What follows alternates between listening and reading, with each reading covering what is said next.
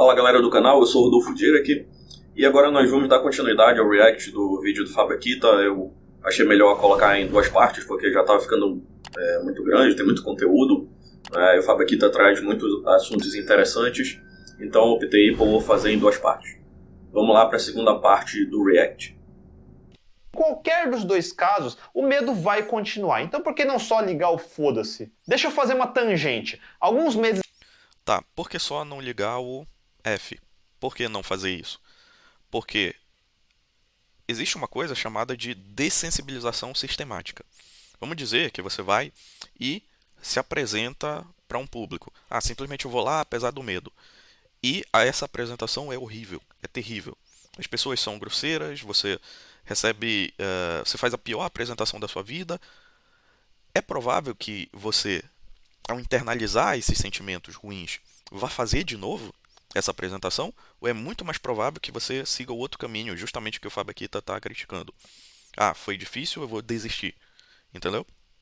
Percebe que é muito mais eficiente para essa pessoa que a gente vá construindo aos poucos essas experiências de desafio para ela, em que ela possa sair dessa zona de conforto, mas de uma maneira muito mais de modo que não seja traumático. É isso que eu quero dizer.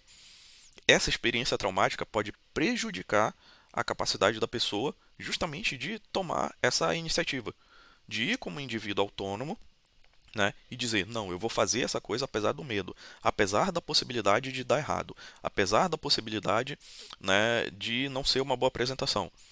Isso acontece se você faz o processo através de uma sequência de passos, em que você vai desafiando a pessoa de maneira progressiva, até o ponto em que ela desenvolve essa autonomia, em que ela é capaz de fazer por conta própria.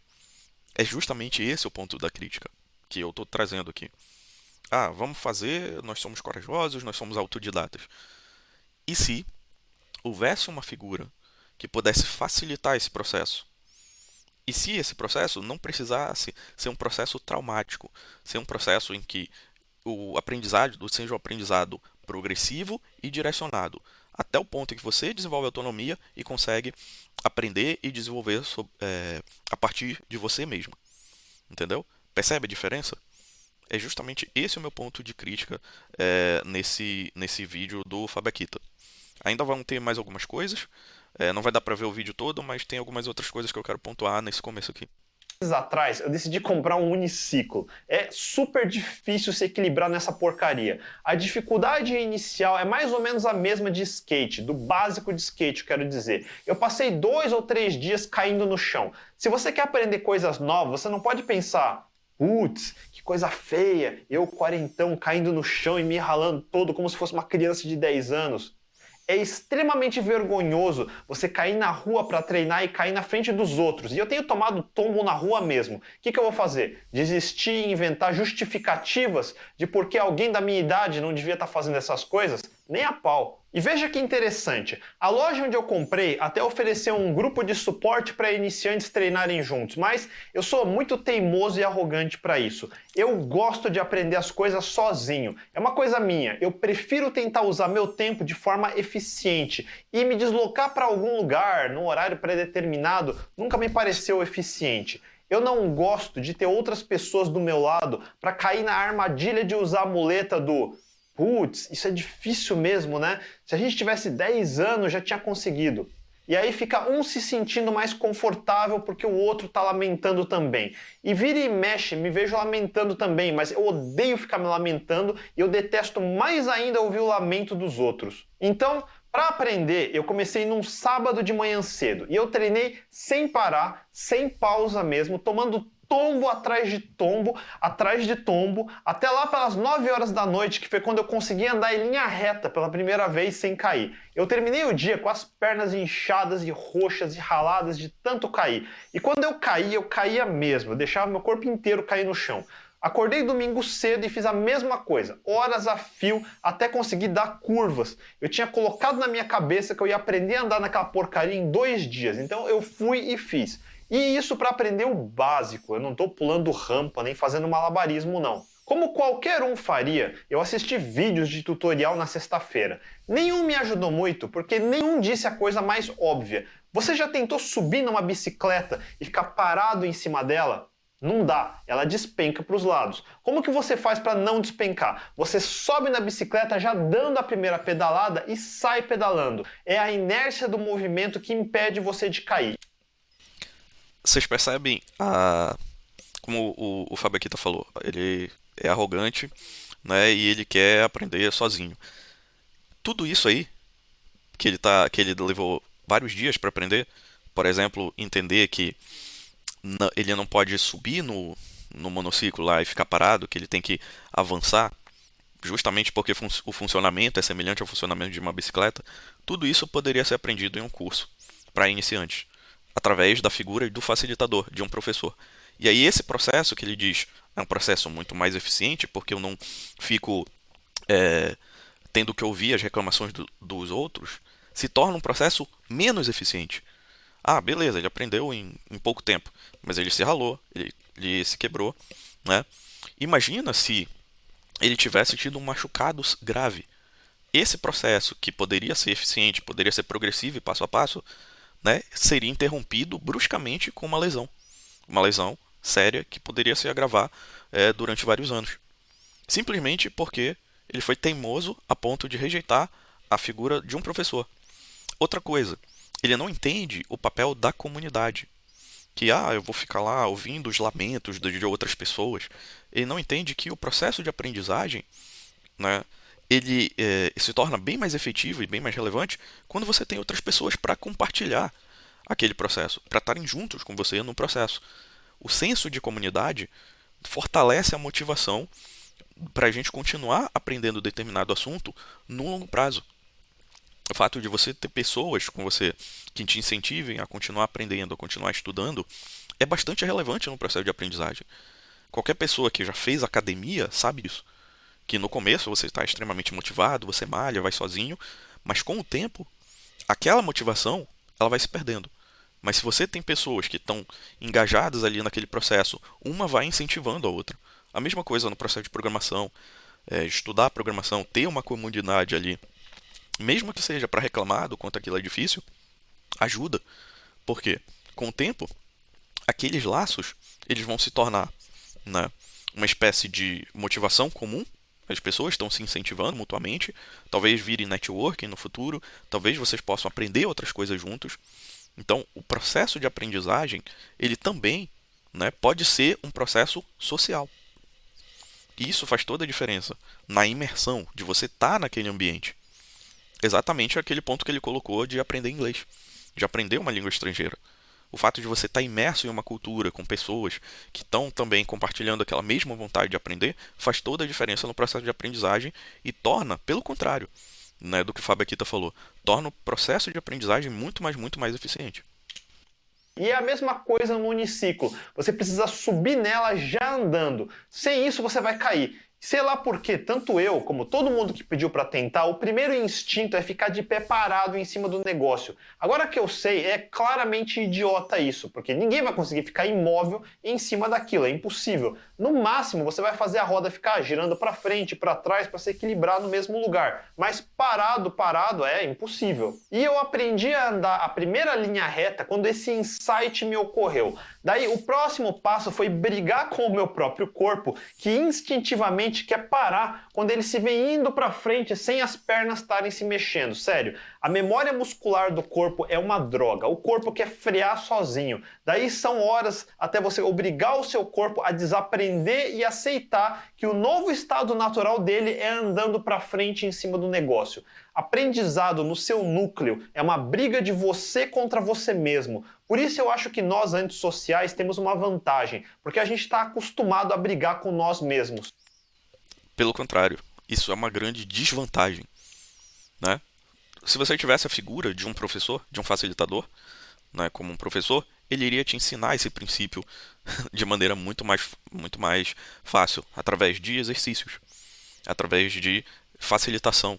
Ele ia ter uma metodologia própria para que você internalizasse esse processo aos poucos, de uma maneira muito mais eficiente e sem você se machucar. né? O que poderia prejudicar justamente a aprendizagem no futuro. Se você tivesse a figura de outras pessoas ali atuando com você, né, você teria uma motivação. Você poderia, vamos sair para aprender a, sei lá, fazer curva com o monociclo. Ter uma comunidade faz toda a diferença no processo de aprendizagem, como eu falei anteriormente, e na motivação, né, de manter a motivação desse processo de aprendizagem no longo prazo. E me desculpe fazer essa longa tangente de uniciclo, mas esse episódio me lembrou dessa situação, porque é igualzinho com qualquer outra coisa que você está aprendendo. Primeiro, você precisa perder a vergonha de cair, porque é lógico, você é iniciante, você tem que cair, tem que se ralar todo, tem que ficar roxo e machucado. Segundo, você precisa desaprender o que você acha que sabe, porque senão você freia automaticamente e cai sem saber por quê. Sim. De fato, o iniciante ele tem que primeiro desaprender, porque ele tem modelos de comportamento que podem prejudicar um determinado tipo de aprendizagem, mas ele precisa aprender a falhar, a cair. Só que esse processo ele pode ser extremamente frustrante ao ponto da pessoa não voltar a querer aprender aquela atividade nunca mais, ou ele pode ser um processo progressivo, em que com frustrações controladas, em que a pessoa, né, vai aos poucos desenvolvendo a autonomia durante o processo de aprendizagem, ao ponto de que ela se torna capaz de lidar com a frustração, de lidar, entre aspas, com as quedas. É isso que o Fábio Akita aparentemente não está conseguindo entender. Respondendo à pergunta que eu fiz agora há pouco, como que nós aprendemos a programar naqueles computadores dos anos 80? A gente caía, nossos códigos davam pau. A diferença é que a maioria desiste nas primeiras tentativas, mas alguns de nós ficamos roxos e a gente não se importa de ficar mais roxo. Eu pensei nesse exemplo porque esse fim de semana mesmo eu estava lá andando de uniciclo na rua, não prestei atenção, tropecei e caí com tudo no chão. O que eu fiz no dia seguinte? Tomei um remédio para dor, resolvi andar 20 km pela cidade, porque depois da queda eu senti meu corpo arregando e ficando com medo. Então eu fui ensinar uma lição para ele, que quem manda sou eu. O prazer de um autodidata é provar para ele mesmo que ele suporta a dor. A gente sente dor, igual todo mundo, mas em vez de evitar a dor, a gente faz esforço para se acostumar a sentir dor. É bem doloroso quando você faz um curso, lê um livro e seu código ainda não funciona, ou você nem sabe como fazer um código diferente do que foi ensinado. É super frustrante. E sua primeira reação é o quê? O curso aqui não deve ter sido bom, ou deve ter outro livro que vai ensinar de verdade o que precisa saber. Desculpe se eu sou o primeiro a dizer isso. A menos que você esteja disposto a encarar a dor, engolir o choro, esquecer a frustração e começar a cair e ficar roxo na frente dos outros, não adianta nenhum curso, nenhum livro, nada. Você nunca vai aprender. Ou você para de desperdiçar dinheiro indo atrás de fórmula mágica, ou engole a dor, para de mimimi, se compromete e foca no objetivo. Esse tipo de discurso é bastante perigoso. Você coloca no indivíduo a responsabilidade integral do processo de aprendizagem. Em parte, sim, a gente tem que ser responsável pelo processo de aprendizagem. Mas às vezes, não é o indivíduo. Às vezes, o material é ruim mesmo. Às vezes, o professor não tem uma didática boa. Isso, de fato, atrapalha o processo de aprendizagem. E você desistir e procurar um curso que seja melhor, procurar um professor que possua uma didática mais progressiva, mais passo a passo, procurar, né, ao invés de, não vou engolir o choro, vou ficar de mimimi e vou fazer a mesma coisa que eu estou fazendo, eternamente. Isso é a definição de burrice, entendeu? É justamente o contrário daquilo que o Fábio Akita estava colocando como eficiente. Ele teve uma lesão, ele bateu, ele podia ter quebrado o braço. E, se eu não me engano, em outro vídeo, ele de fato está usando uma tipóia porque ele quebrou o braço justamente fazendo isso. Entendeu? Tentando bypassar esse processo, que é o processo natural de aprendizagem. A gente começa como iniciante, dando uma sequência de passos progressivos e aos poucos vai desenvolvendo a autonomia. O fato dele querer bypassar esse processo, dele querer dele ignorar justamente esse componente social do processo de aprendizagem, da figura de um professor, é bastante perigoso, porque justamente causa frustração, né? E é justamente o motivo de grande parte das pessoas desistirem. O fato de pessoas como o Fábio Akita não desistirem de um processo que é extremamente ineficiente e pouco proveitoso, em que você se esforça bastante para atingir pouco resultado, não significa que o problema esteja nas pessoas que desistiram. Talvez o processo seja ineficiente mesmo. Talvez aquele curso, aquela forma de aprendizado seja problemática. E as pessoas, que em sua grande maioria estão desistindo não por causa de uma falta de comprometimento, mas sim porque o processo educacional em que elas estão inseridas privilegia muito poucos. Entendeu? Então, talvez se aprender para você estiver de fato doendo, estiver de fato fazendo você se sentir frustrado e querendo chorar e ficar de mimimi, talvez não seja você o problema. Talvez o problema seja o curso, seja o professor, seja o processo de aprendizado e a forma de aprendizado em que você está inserido. Talvez falte socialização, porque você passa horas estudando sozinho, mas não interage com a comunidade de pessoas que está aprendendo aquilo também. Talvez falte a figura de um bom professor com uma boa didática, entendeu? Talvez falte a figura de uma metodologia de ensino mais progressiva, em que você possa aprender aquilo que é complexo em uma sequência de passos. Talvez seja esse o problema, e não o que o Fábio Akita está colocando, que é o teu comportamento, a tua falta de comprometimento, de autodidatismo, etc. Entendeu? Esse discurso, no meu ponto de vista, é bastante perigoso. Eu vou repetir, programação é uma profissão de prática. Qualquer atividade manual, como culinária, artes, esportes, subir no uniciclo, tudo é prática. Eu aprendi o básico, eu sei andar no uniciclo, cobrir longas distâncias e não cair, mas eu ainda não sei o avançado, eu ainda não sei pular rampas, por exemplo. Eu estou treinando agora a andar numa perna só. E por que eu faço isso? Não tenho a mínima ideia, eu simplesmente quero. Sim, essa parte dessa curiosidade natural que o Fábio Akita tem por aquilo que ele está aprendendo, isso é positivo. A questão não é essa. A questão é que esse processo de aprendizagem que ele coloca como doloroso, como frustrante, talvez o erro, talvez o problema esteja na própria metodologia de ensino, no próprio processo de aprendizagem. E por isso é que seja frustrante. E aí nós nos tornamos uma espécie de pessoas que enxergam no processo de aprendizagem uma forma de autopunição. E aí a gente tende a associar dor, sofrimento com aprender. E aí, se não estiver doendo, se não estiver sendo frustrante, eu não estou aprendendo. Isso, em boa parte das vezes, não é verdadeiro. É claro que existem, durante você está aprendendo alguma nova disciplina, alguma coisa, existe uma certa dose de frustração. Existe uma certa dose de ter que sair da sua zona de conforto, ter que desafiar um pouco, né, às vezes as suas crenças, às vezes a forma que você aprende as coisas, tentar olhar as coisas por um prisma diferente. Isso tudo faz parte do processo de aprendizagem. E às vezes você tem que sentar, ficar horas na frente de uma tela, de um computador, praticando. A questão que o Fábio Akita coloca, programação é prática. Sim, é prática, mas existe um método para isso. Não é a mesma coisa você trabalhar numa empresa e programar e você aprender, estudar programação. Existe um método para aprender, para estudar.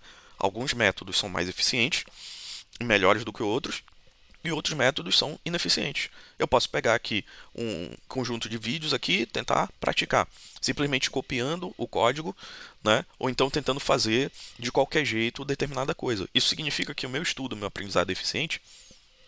Provavelmente não. Provavelmente não. Aprender, talvez, seja utilizar um método, uma sequência de passos progressivos. Hoje eu vou estudar React. Dentro do React eu vou estudar UseEffect. Ou então eu vou estudar UseState.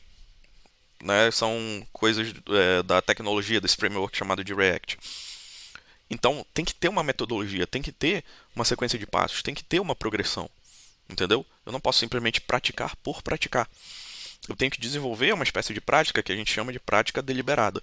Entender aquilo que eu preciso praticar, entender qual é a melhor maneira mais eficiente de fazer essa prática e, às vezes, contar com a figura de um facilitador, de um professor, de alguém que já tem uma metodologia de ensino própria para facilitar esse processo de aprendizagem, ao invés de simplesmente ir praticar por praticar.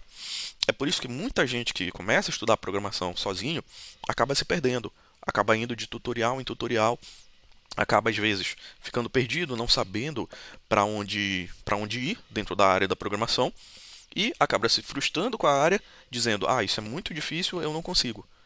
Justamente por causa dessa associação entre dor, sofrimento e aprendizado. Quando na realidade o aprendizado ele pode ser divertido, é claro que você vai ter que se esforçar na grande maioria das coisas, né? Mas ele não precisa ser necessariamente, né, um processo traumático. É isso que eu quero dizer. Até hoje, todo mundo chama os invasores digitais russos ou chineses de hackers. O termo acabou sendo distorcido e hacker passou a significar ou algo ruim e criminoso ou algo tecnicamente muito difícil que exige um QI superior, como você vê no Mr. Robot da vida. Mas isso é o que antigamente a gente chamava de cracker. Só que a definição original de hacker é só uma pessoa curiosa. Na verdade, mais que só curioso. Alguém que é curioso é alguém que faz a pergunta, mas um hacker é alguém que também procura a resposta. Todo bom programador é um hacker. Eu sempre achei que a forma mais eficiente de aprender é primeiro tentando fazer, de qualquer jeito, sem objetivos, sem instrução nenhuma. Existem algumas etapas que você provavelmente vai passar. A primeira é a do zero. Eu não estou dizendo para não fazer curso, faça. Se você ainda não sabe, use para aprender o básico do ambiente. Como que eu uso o editor de texto que o curso apresentou? Como que eu salvo o código? Como eu faço para esse código rodar? Por que vocês acham que os vídeos técnicos que eu fiz primeiro no canal são de como instalar o sistema operacional e configurar as formas de rodar as primeiras linguagens? Mas você precisa também passar por um período, alguns dias, por exemplo, de copiar código de livro, de tutorial ou de qualquer lugar do GitHub, sem se importar se você está fazendo certo ou errado. Você está nos primeiros dias, sério, não tem importância nenhuma saber se você está fazendo direito ou não. E eu vou repetir, não importa. A vantagem de código é que ele não custa nada, você não gasta nada. Se der erro, você não perde nada, não se machuca. Eu gosto de correr antes de aprender a andar. Se cair do uniciclo não machucasse, a primeira coisa que eu ia fazer era pular de uma rampa, depois aprender a andar em linha reta. Mas eu provavelmente ia quebrar uma perna, então não dá para fazer isso. Mas com código dá. Corre e depois anda. Essa fala para ele, né, no caso do uniciclo lá, é problemática. Como ele falou, primeiro eu vou correr antes de aprender a andar. E aí, provavelmente, eu pularia uma rampa, não sei o que, e quebraria uma perna. Percebe como isso é bastante problemático? Se ele faz isso e quebra uma perna, ele atrapalhou o processo de aprendizagem dele por no mínimo um mês. Ele vai ficar um mês sem conseguir estudar, sem conseguir aprender lá o processo de andar de uniciclo. Não faz sentido, é pouco eficiente essa forma de aprendizado, né? De você querer pular etapas, pular processos. É claro que eu faço isso, mas de uma forma muito mais pensada. Exemplo, eu gosto de aprender no sentido inverso. Então, no geral, ao invés de ir pegar um curso e fazer o tutorial do começo ao fim, eu primeiro penso em um projeto que eu quero desenvolver. Por exemplo, eu quero desenvolver o site do canal Geofisicando, né? E aí eu penso nas tecnologias que eu vou ter que aprender para desenvolver aquele site. E aí eu tenho uma motivação, né, que me impele a continuar aprendendo aquela tecnologia e a fazer os tutoriais, que é justamente aplicar aquilo em um projeto prático. Então eu estudo um pouco do tutorial, vou aprendendo e aí vou colocando em um projeto prático. Aprendo mais algumas coisas do tutorial, vou aplicando nesse projeto que eu estou desenvolvendo. Entendeu? Então isso faz sentido. Mas, às vezes, pular etapas é problemático. É problemático porque pode ocasionar um nível alto de frustração a tal ponto que prejudique o próprio processo de aprendizagem. Claro que ele está falando de código. O código não tem muito problema, né? No caso, se você está construindo uma aplicação e aquela aplicação dá errado, né? Porque código é de graça. Você investe pouco recurso ali na hora que está utilizando o código, na hora que está aprendendo. Faz sentido também aprender copiando o código do GitHub. Eu fiz muito disso. Peguei código no GitHub e fui copiando, fui aprendendo através de copiar código, simplesmente copiando, reconhecendo alguns padrões de como aquele código era implementado, testando, né, cada parte, cada trecho de código. Eu fiz muito isso para atuar no projeto Madagascar, que é um software um pacote de processamento sísmico. Eu fui lá, abri o código e às vezes eu pegava, eu vou ver essa biblioteca aqui. Hoje eu vou ver essa outra biblioteca aqui, como é que ela é implementada. Vi alguns padrões, peguei aqueles padrões, tentei aplicar em um problema que eu estava resolvendo. Foi assim que eu aprendi a desenvolver tabela hash. Foi assim que eu aprendi a desenvolver pilha, a desenvolver fila, algumas estruturas de dados e alguns padrões de código em C que eu não conhecia. Entendeu? Então faz todo sentido você pegar projetos maiores, copiar código e ir testando, sem se preocupar se vai dar certo ou não, se aquilo vai acontecer ou não. Mas você tem sempre que observar o processo de aprendizagem como um todo.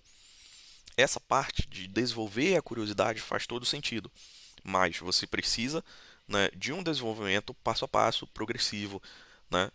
E eu só consegui fazer isso porque eu já tinha desenvolvido uma certa autonomia no campo da programação. Isso foi feito através da figura de um facilitador, de um professor e de uma instituição de ensino que me introduziu no mundo da programação. E também de vários tutoriais e facilitadores, por exemplo, como profissionais e criadores de conteúdo aí do YouTube. Copia um monte de código, parece idiota isso, mas abre um código do GitHub de um lado, o editor do outro e vai copiando, da mesma forma como você copiaria um texto de um livro no Word. A intenção é ganhar memória muscular. Eu vou passar um pouquinho dessa parte, né? Porque tá um pouco repetitivo com aquilo que eu falei, mas sim, isso faz todo sentido, você copiar código e você aprender a encontrar padrões em códigos de desenvolvedores mais experientes ou de projetos de projetos legados. Digita muito. Lembro no episódio, mas para que fazer isso? Não tem motivo nenhum, só porque eu gostava da sensação de sair do ponto onde eu era devagar até ficar rápido copiando. Foda-se o conteúdo do que eu estava copiando. Eu estou dizendo para você fazer a mesma coisa, mas não só para ficar mais rápido. Copiando muitos textos, eu pouco a pouco eu fui entendendo o que é o tamanho adequado de um parágrafo, como que é a composição das frases. Aqui ele ainda está falando sobre essa questão, né? No caso ele está falando mais para texto, mas isso também serve para código, que é a questão de encontrar determinados padrões. E você vai fazer isso justamente através, né, de copiar esse código, copiar esse texto. Ele vai encontrando tamanho de parágrafo adequado, como fazer a composição de frases, etc. E essa metodologia é bastante interessante. De repetições. Acha os artigos. Eu estou sendo bem repetitivo porque parece que não é tão óbvio. Quantas horas você já gastou digitando código? A diferença entre hoje e na minha época é que hoje você tem um troço chamado GitHub, onde pode baixar todo tipo de exemplo de código possível e imaginável. Eu nunca mais ia dormir se aos 13 anos eu tivesse um GitHub. Falando em não dormir, o que eu vou dizer agora é o clichê do clichê, mas eu vou dizer mesmo assim. Pessoas como eu amam fazer as coisas à noite, estudar ou qualquer coisa. E existe uma grande razão para isso. Todo mundo está dormindo de noite. Ninguém te liga, ninguém te manda mensagem, ninguém te atrapalha, nem te interrompe. Se você mora com outras pessoas na mesma casa, elas provavelmente vão estar dormindo. A melhor coisa para estudar ou produzir coisas criativas é estar completamente focado. É o estado que as pessoas olham para mim e me chamam de autistas. Porque quando eu quero entrar nesse modo, eu literalmente ignoro todo mundo. Meu celular fica permanentemente em não perturbe. Eu literalmente não atendo meu celular. Nesse final ele já está falando, por exemplo, da questão da importância, né, do processo, no processo de aprendizado do foco. Isso de fato é verdadeiro. A gente ter foco naquilo que está fazendo é bastante importante na hora que a gente está aprendendo. Só que isso só vai ser conseguido se a gente tiver um objetivo muito claro para aquela sessão de estudo, para aquele processo de aprendizagem daquele período em que a gente decidiu estudar. Exemplo, se eu vou estudar durante 1 hora, sei lá, linguagem de programação C, eu preciso definir o que eu vou estudar. Vou estudar pilhas e filas, estrutura de dados. Beleza. de pilhas e filas. Como é que eu vou fazer isso? Eu vou fazer utilizando TDD. Ou então não, eu vou primeiro fazer e depois eu vou testar. E aí eu vou acoplando diversos conhecimentos que são relevantes para tornar aquela sessão de aprendizagem mais eficiente. No máximo, eu vou colocar uma música, alguma coisa assim, né, para entrar naquele estado que a gente chama de estado de fluxo, né, estado de flow. E aí vou aprender, vou procurar organizar todo o meu ambiente voltado para aquela sessão do estudo, né, e não vou sair daquele estado de concentração. Isso, de fato, é bastante importante, é bastante relevante no processo de aprendizagem. Você está imerso, né, naquele processo durante a sessão de estudo. Vamos voltar aqui. Tirar aqui rapidamente o Fabekita da tela. Bom, eu acredito que esse é o básico, né, da reação desse vídeo. Tem muitos pontos que eu concordo com o Fabekita, tem pontos que eu discordo do Fabekita. Principalmente, como ele colocou, em relação à dor de aprender, eu acredito que esse foco excessivo no autodidatismo, sem o desenvolvimento prioritariamente de uma autonomia do estudante, para mim é bastante problemático. Eu acho que a falta de autodidatismo, de autonomia, está muito mais ligado ao modelo educacional em que a gente está inserido do que muito mais de uma espécie de qualidade inata do indivíduo. E por isso eu acredito que, de fato, a gente pode aprender a se tornar, não diria mais autodidata, mas mais autônomo durante o nosso processo de aprendizagem, né? Durante o nosso processo de aprender coisas novas, né? O que seria justamente isso que o Fabekita chama de aprender a aprender. Acho que se o processo de aprendizagem está sendo doloroso, frustrante, traumático, talvez o problema esteja na metodologia adotada, no modo que a gente está procurando aprender e talvez na falta de uma figura de autoridade que faça a facilitação desse processo de aprendizagem, que seria a figura de um professor e a inserção numa comunidade de outros estudantes e alunos que estão com o mesmo propósito, o mesmo direcionamento que nós, que é aprender aquela disciplina, aquele conteúdo. Se você tem alguma discordância em relação àquilo que eu pontuei aqui, coloca aqui nos comentários que eu vou responder assim que possível e a gente vai ter um debate bastante saudável, como sempre, aqui no canal. Muito obrigado para quem ficou até o final e até a próxima. Seja membro apoiador do canal Geofisicando. Quem é membro apoiador tem acesso a vários benefícios exclusivos. Dá uma olhada no nosso Apoia-se.